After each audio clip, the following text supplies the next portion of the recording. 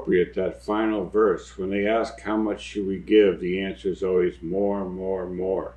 Good morning. Welcome to another episode of Old Men in Chairs. You know, this song, which is almost 65 years old, is much in the news today because many people are thinking that Hunter Biden is an example of a fortunate son.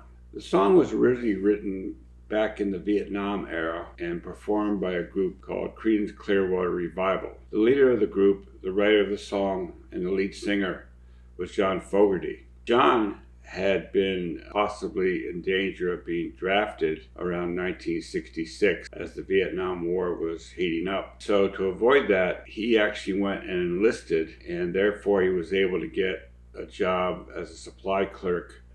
Didn't put him in any great danger of going to the actual war zone. Many people took advantage of either entering the National Guard or the Coast Guard or some other alternate form of service to avoid combat. Those who went to Vietnam were mainly the working poor, both black and white, who did not have the opportunity to get cushier jobs and avoid combat.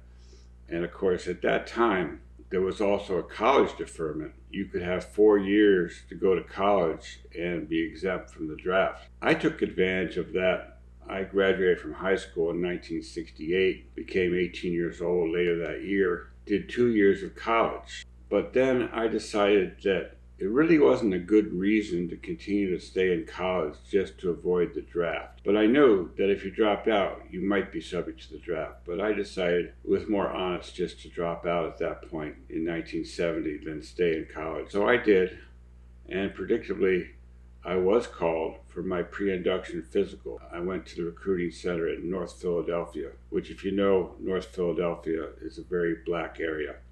I went to a Quaker anti-war psychiatrist who wrote me a letter saying that I wasn't suitable for combat, and I presented the letter and they granted me a 1-year extension. Instead of 1A, they knocked me down to 2A, and I was told to clean up my act. Well, I didn't have to, because by the time my 1 year was up, I had aged out of the draft lottery, which they had started, and they were only taking people born in 1951. I was born in 1950.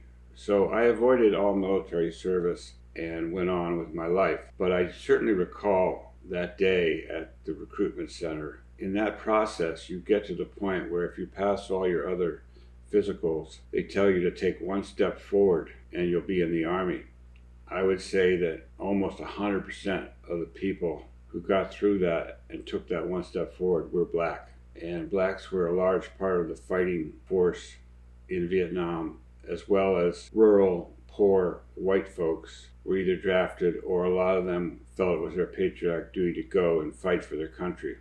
Those of us in more of the upper class didn't support the war in Vietnam at that time, so we didn't feel any great duty to go and fight in the jungles of Vietnam. And I went to exclusive prep school where almost everybody from my class went to college, and I'm not sure that anybody out of 78 people ever went to Vietnam that I heard of. Let's hear a little bit about how people felt about the injustice of the draft and the injustice of society in general back when this song came out, I believe, around 1969.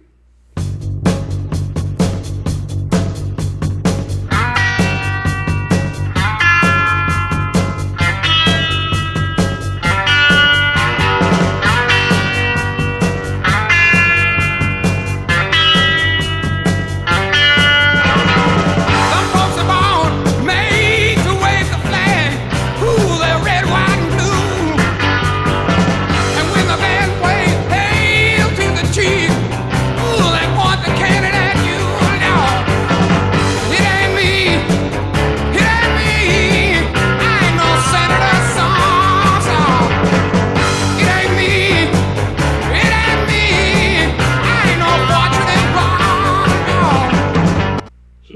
go. I ain't no senator's son. Well, actually, Hunter Biden is a senator's son. Hunter Biden, father, Joe Biden, the current president, was elected to the Senate way back in the 60s, I believe, or early 70s, and served almost 40 years in the Senate until such time as he was elevated to vice president under Barack Obama. Hunter was a senator's son. Now, does that make him a bad person? Absolutely not. He did that on his own, or maybe he had a little help from the rest of his family.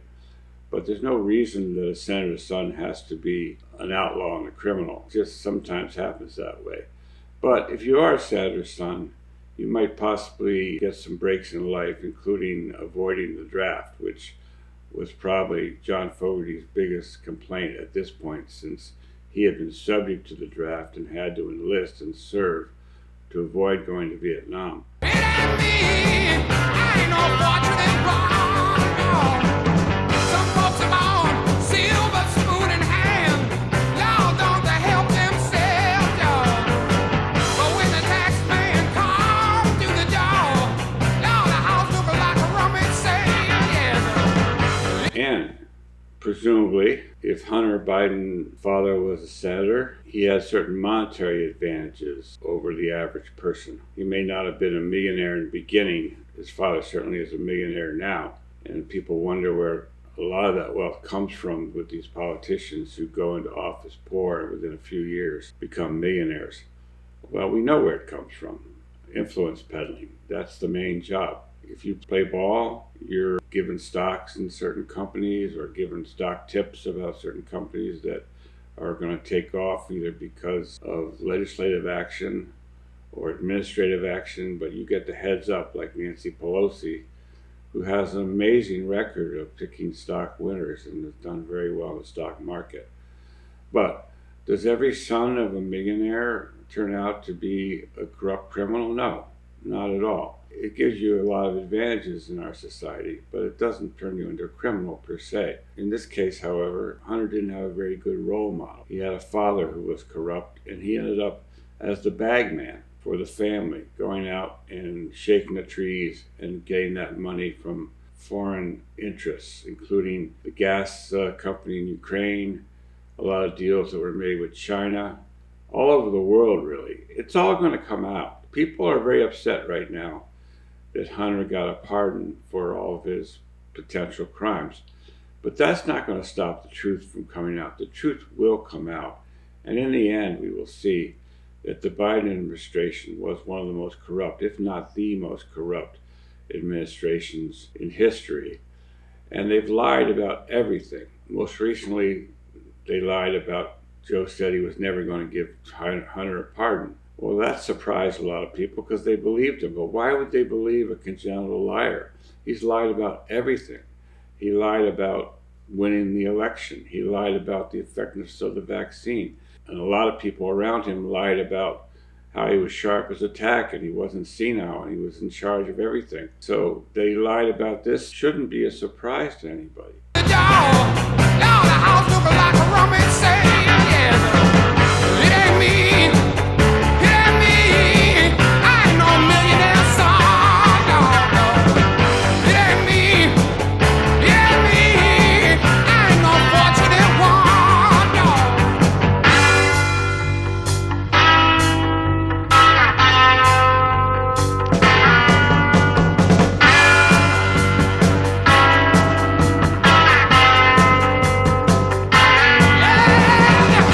A very short song before we move on to the finale. People probably remember this song as being used in a lot of movies. I believe it was used in Apocalypse Now when the helicopters came roaring in and attacked the village. It was also in Forrest Gump. It's been in any number of television shows. In fact, at one time it was used in a commercial for Blue Jeans. It's a very familiar song, and it really exemplifies that whole period of history, the 1960s, the problems about the Vietnam War, the student protests, the draft, the riots led to Kent State.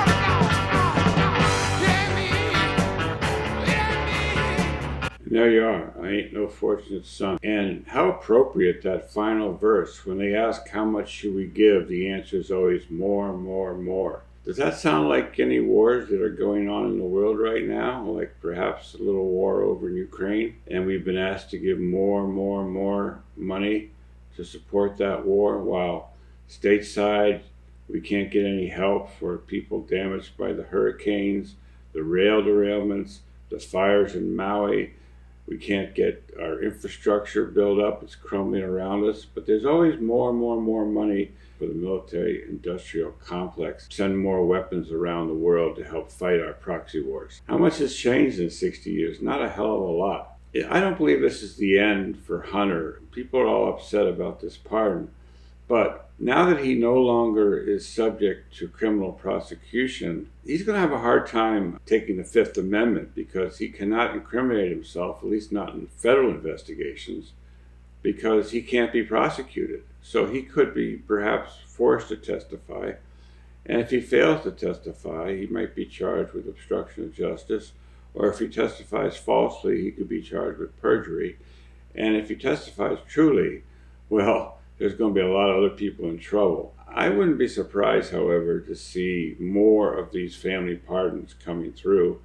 And who knows, at the very end, Joe may pardon himself. Keep going, Joe. You're doing a great job destroying the Democratic Party, which, as far as I'm concerned, is long overdue. Don't lose heart, about one little pardon, because it's certainly not the end of the story.